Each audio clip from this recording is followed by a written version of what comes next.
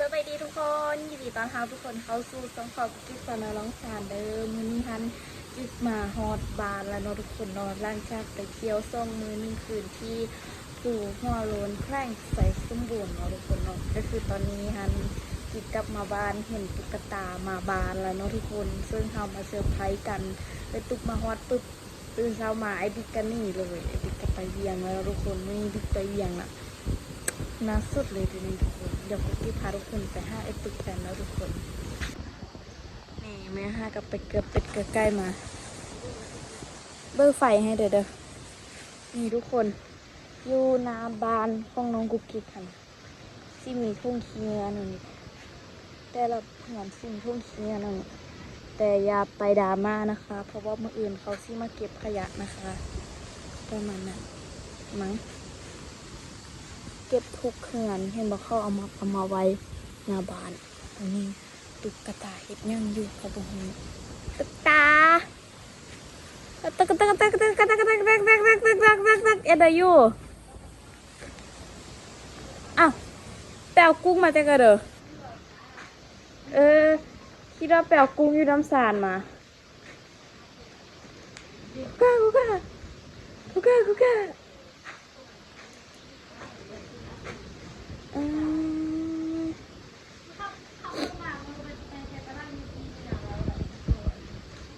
ตัวอันเด้อเบิ่งเฮาก็เป็นเฮาแห้งไปลิ้นสงกรานต์หรอบ่น่าจะปวกเลยสวัสดีค่ะทุกคนปินน้ำมาไม่ดูเกิดอะไรขึ้นกับตุ๊กตาเฮาวันแห้งโหดก่อนไอ้ตุ๊กอีกเฮาไปลิ้นสงกรานต์แล้วอยู่หมดกระตานี่เฮาเลยตุ๊กเปรียวชื่อเลยตา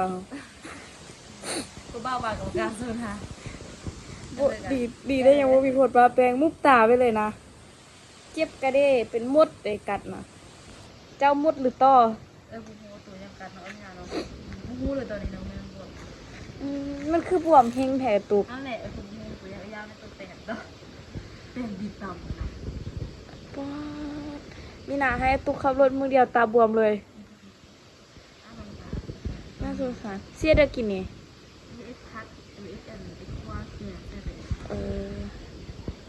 หัวกุ้งเอาไปคั่วว่ะ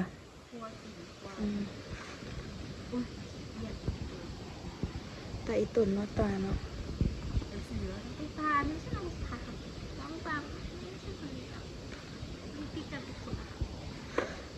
นี่ค่ะตุ๊กตาค่ะนี่กิฟกุ๊กกิ๊กวนมาอีกแล้ว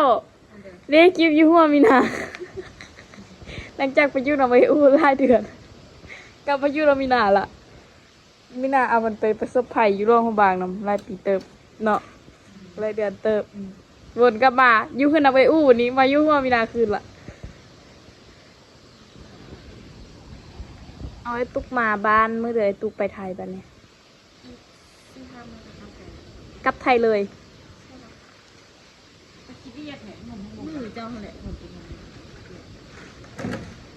ซึ่งกลับไปเฮียนต่อแล้วเจ้าจบจากอันเฮียนเพิ่มละเฮียนเพิ่มหรอเฮียนเพิ่มมันเฮียนเป็นเทอมแต่ว่าต้องไปออกก่อนเพราะว่าตอนที่ต้องไปไทยเลยมันก็ต้องออกไปไทยมันบอกปะเนี่ยเมื่อสั้นเลยนะโอเคเอาคนมาเลยโอเค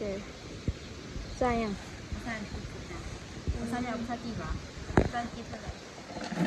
เบิ้งตานะนายตุนแฮตุ๊กโตกันก้าวเบิ้งมื่นดูโตทั้งกองทั้งถึงพร้อมเลยแบบบวมหมดเลยอ่ะเจ็บป่ะมื้อนั้นเขาก็ไปตลาดมาคือเจ้าแหละเอาคือกัดด้านนี้แหละเขานะไอ้ตุ๊กคือกัดด้านนี้แหละบูฮู้ว่ามันตัวอันเดียวคือกันอันนี้แหละมาฮ้อนเหือนแล้วว่าขันเก่าแล้วว่าโปเลยตุ๊กตาไปทาเล็บมาเล็บดิเซอร์ไม่น่าไปทาเล็บบอกกันเลยแบบรักทาดินเบาน้อยเสร็จแล้วแม่ไปทาโอ้ยเย็นผมเดี๋ยวนี้ไปล้างมาเช้านี้ตัวโรคงามขนาดป้าเพิ่งมาหากันตาอีตนลูกตาผู้น่าสงสารตาบวมค่ะตอนนี้ค่ะ กับมือเช้ากับมือช่วยนี่ติบอกว่าโหแต่น้ำมือ ก็ขึ้นก่อน ตุกตาร้องไห้ตาโปข้างเดียวค่ะมึงตาแบบซื้อบักบี้ใส่ซื้อบักทุเรียนให้อีหลานกินแหน่ครับอันเงินไอออกไปอีหลานอยากกินทุเรียนครับ ไปดูตัวเองที่ใน YouTube นะคะ ตัวซูมหน้าเลย ดูกีก้าสิคะ ดูกีก้าจิกา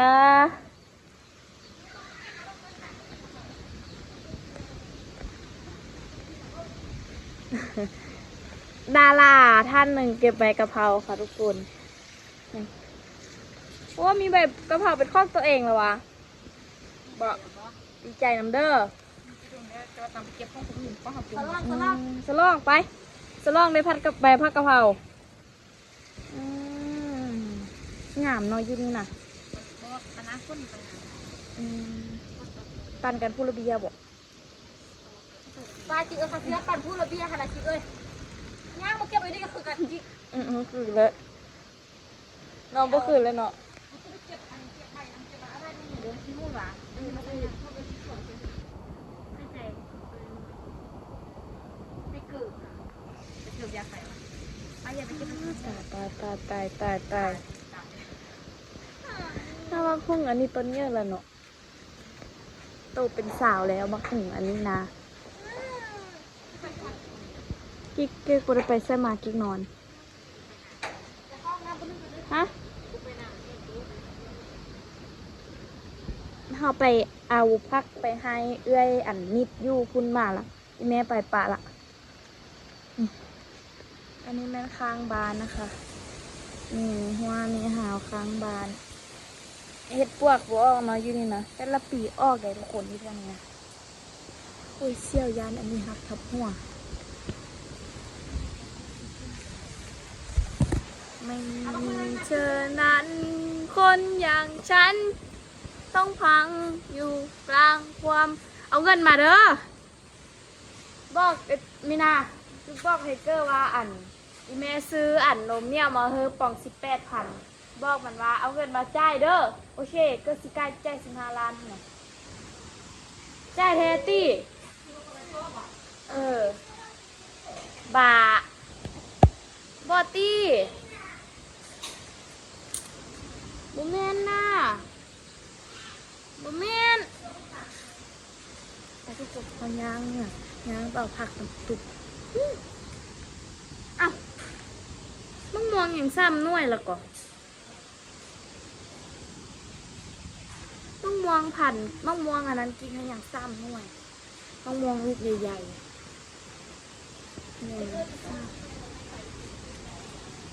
ฮะ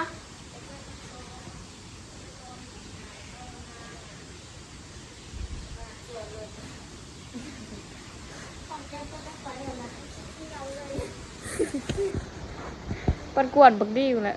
ตาไหมปูยังขนาดเบิ่งเอ็ดดีๆดูตาแป๋วมากค่ะแป๋วตาปูดมากค่ะป๊อดรอฟ้างามแพ้กับว้าบนนี้เนาะเขากำฮูปละขนาดเลยไงมันต้องเอาปิ้นทางล่างมันจริงงามแบบนี้แบบนั้นแหละแบบนั้นแหละเป๊ะนี่โว้แต่ละเหือนที่มีขี้เงยอยู่หน้าบ้านได้แต่ขี้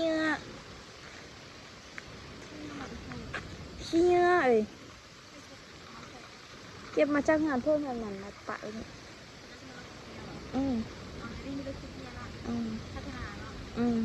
เจ้าอยู่แล้วทุกอย่างพัฒนาหมดเลยมันนั่นเดี๋ยววะแมสซิมอนกูดีเลยหรอวันนี้พี่จะไปขายต่อจริง กิโลเท่าไหร่มันต้องขายกิโลถ้าเดินไว้ขายขี้เงี้ยนี่ทุกคนฮะบอก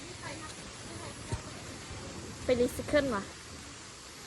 เพิ่นเอาไปทิมแล้วเพิ่นเก็บ เงินหนึ่ง30,000ตีเดือนหนึ่งค่ะ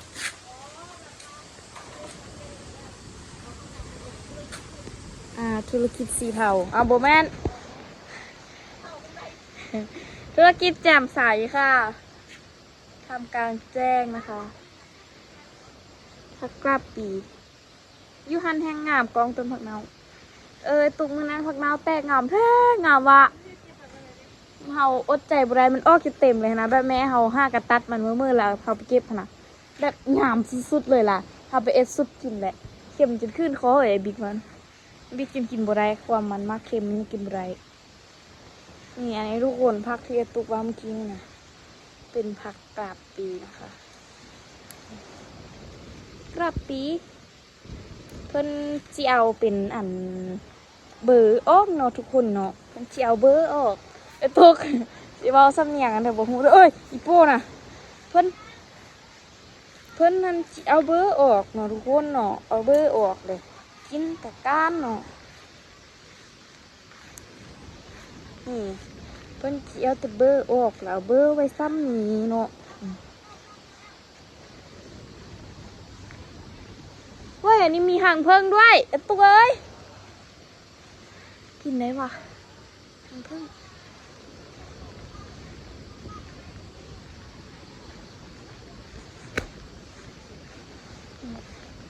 ตุกมาเอายังว่ามาเอาเป็นใบขี้หูดส่วนมากเราจะชอบมาเอาใบขี้หูดอยู่ที่เด้อมีบงว่ะ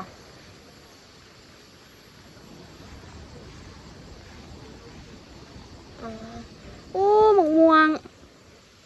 สิเด้อแม่มาแมนอยู่นี่แหละเรื่องว่ะไปแม่น้ำม่วงก่อนกินบดตุ๊กตามันพอจะมาละ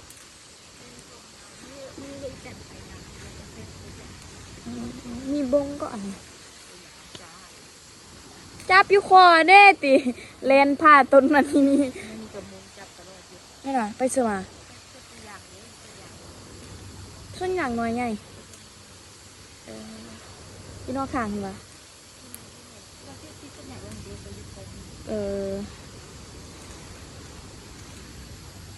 ไม่มีเธอนั้นคนอย่างฉันก็แม่อยู่บ้านเฮาได้ข้อกินเอาแต่ว่าไปตลาดนี่ข้ออะไรเด้อไปบ้านอื่นเดี๋ยวนี้พักรักเต็มเนาะนี่มันปักโป่งนะโป่งมาท่าคนกีบมาลักจักซื้อเลยยักออกจากฮานอยอย่างไรบ้างวะหาวันนี้มัดในนอนเธอคีบตาย10,000 กีบลำจัดอย่างนี้เขาไปโค้ดด้วยอีเมลเดี๋ยวก็เราดังเขาได้กินมาแล้วนะหุ้งมาแล้วนะปักโบงหามาแมงเผ็ดแซ่บก็กินผักครัวผักบุ้งนะแม่อันนี้อะไรกินหมูกระทะอีนายเดี๋ยวดีจะไปแม่มันก็กินบ่ะทับแต่ใส่ฝนฟองแท้เลยเนาะฝนบางแห้งเนาะแม่ฝนแห้งกันเท่าเลยฝนไม่ค่อยระเบื่อหมดงามนี่เนาะจักโอ้โหนี่เป็นเอานี่เด็กสีดำๆนี่เด็กแม่พาเบาหมดงามนอขำเพื่อนบอกไปค่ายเนาะเป็นขำไปค่ายแฮนคำในฮันคำพวงโทษเลยเซคอ DIY นี่กินมองเดี๋ยวตุก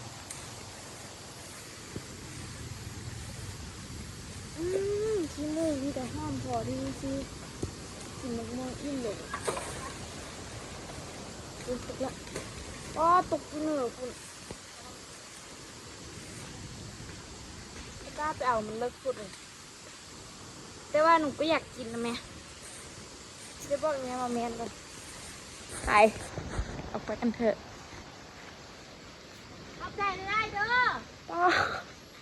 ไปยิ้มหมดเราไปยัดสรุปทรงมาแบบนี้นะค่าขนาดแหละเอาไอ้ตุ๊กโบได้ไปอันนั้นแล้ววะประกวดเดือน7แล้วสิได้มาบอกคิดว่าเอาถ้าบ่ทันก็คือยกเลิกเลย อืมเว้ยแต่ว่าประกวดงวดนี้มีแต่คนงามๆเลยเนาะแม่นว่า คนเขาแต่งแบบนั้นคนที่ค่ายจะแต่ง แต่ว่ามันมีคนดังไปประกวดไล่หั่นนะเนาะว่ะตุ๊กเข้าไปเบิ่งกับเจ้าเอ็ดอันนั้นคักบ่มีผู้ชายวะนั่นวะงามบ่มิดแกนลาวเขาน่ะโอ้คนคนล่าสุดนี่นะน้องคนล่าสุดคือสิงามเนาะอยู่แข่งได้วะคนล่าสุด ตอนนี้ยังไม่รู้ว่าทีนักใจตอนนี้มีร่วมพบาลกับจับประจันกับเอ้ย อันนี้อะไรแบบหน้าคมแบบ ลูกพี่เหรอง ามลูกพี่งามแต่ว่าพี่งาม นั่นวะร่วงพระบางกับใส่ร่วงพระบางกับจับประซักทันดำเข้มดี ดำแบบ งาม บมสุดที่ซีแผ่นแม่เห็นข้าวล ส่วน ง ไอ้ อ ลู ยู่ กพี่ข้าวกับน้ำเป็น แม่เห็นดูกับเสียงขว้างงามพะนะสามแข้งนี่แหละกูไปเห็นแข้งคือสมบูรณ์แล้วเนาะแข้งคือสมบูรณ์ อะไรเนาะ บ่ได้เข้าห้องเข้าหรอกวันหน้าเขาสิไปกัน ตกตั้งแต่ ทุกยืนไปสมัครเข้าไปตกเลยยังเข้าไปบ่ฮอดเจอเรื่องซ้ำไอ้ตุ๊กนี่ไปถ้าตุ๊กไปเป็นตัวแทนทั้งแข้งมาเลยเป็นตัวไปเลยสมัครไปสมัครไปเองบ่มีอันนั้นนะบ่มีสปอนเซอร์ต้องแข้งของเรา ที่เขาเนี่ยบริสปอนเซอร์และคิดว่าถ้ายุไทยหรือมันบริสปอนเซอร์มาก็คือคิดว่าน่าจะบ่ได้กลับมาเพราะว่าเงินเขาบ่ได้เรื่องปัญหาเพราะว่าจะเป็นค่าซุกค่าซ่อมค่าเดินนั่นนี่มีต่างๆค่าเดินทางค่าอยู่ค่ากินค่าที่ทำคือมันบุญให้ซัพพอร์ตเขาแล้วเขาก็ซัพพอร์ตตัวเองเขาบอกว่าเลยเขากับเราเฮียนเลย เดี๋ยวไปมหาลัยเดี๋ยวเพิ่นก็ซัพพอร์ตเอง มันบอกไม่ใช่ว่าซัพพอร์ตเราเขาประกวดอยู่แล้วสิ เอาบางทีแบบคนที่ฮักไอ้ตุ๊กเด้แบบอยากซัพพอร์ตไอ้ ถ้า ตุ๊ หาก ก เด้ ว่าใครจะอยากซัพพอร์ตด้วยกับประกวดชีวิตที่เราก็จะซัพพอร์ตได้เพราะว่าตอนนี้ที่ว่าถ้าแบบเงินตัวเองไม่พอในช่วงประกวดนะแต่การบุญไทยแบบซัพพอร์ตอย่างก็คือที่ว่าคงจะสละสิทธิ์ในการประกวดถ้าหากว่ามีไทยแบบก็ยังไงก็แบบสนับสนุนนะซัพพอร์ตเป็นสปอนเซอร์ให้อ่ะก็ยอมไปประกวดเลยแบบพร้อมไปประกวดเลย แต่ถ้าแบบบ่มีก็ต้องเลือกที่จะ เท่ได้สุดมันแพง มันแพ แท้ งจ้าค่าเช่าสุดค่าเดินค่าต้องได้สุดยากอีกต้องได้จ้างค่าที่พักคนหลายอย่างอ่ะ ตอนนี้ตุ๊กตาไปเสริมใต้ตาซ่องสันของแท้ละเยอะแท้ละบัดนี้นะทางใต้ตาแล้วก็เทิงตาบัดนี้ แม่จะยังบ่ฮู้อ่ะได้ปิ้นไปไหม แม่ลูกตาเลยแบบรอบ งามบ่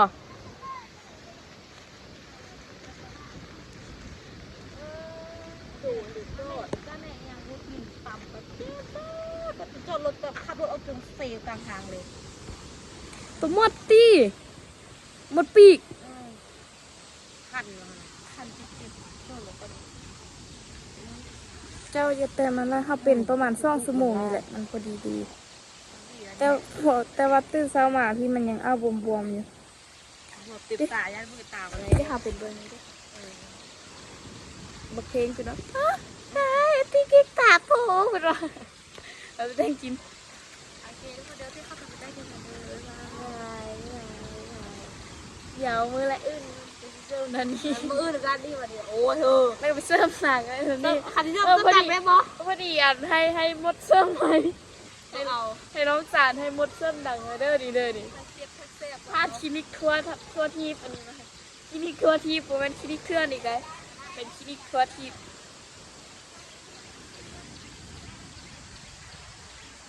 จะพาดสนอไปทุกคนเดี๋ยวคลิปนี้กินไปกันเด้อเดี๋ยวมื้อหน้าตุกกะสิมีปลาแล้วตุกกะจะไปไทยละคือว่าพิดเทอมบ่เทอมไหวบ่ติดส่วนอยู่กูกิดอยู่ตอนนี้หันไปกูกิดปิดเทอมอยู่เนาะทุกคนเนาะแต่คลิปนี้กินไปก่อนทุกคนบ๊ายบายเจอกันคลิปหน้าเด้อ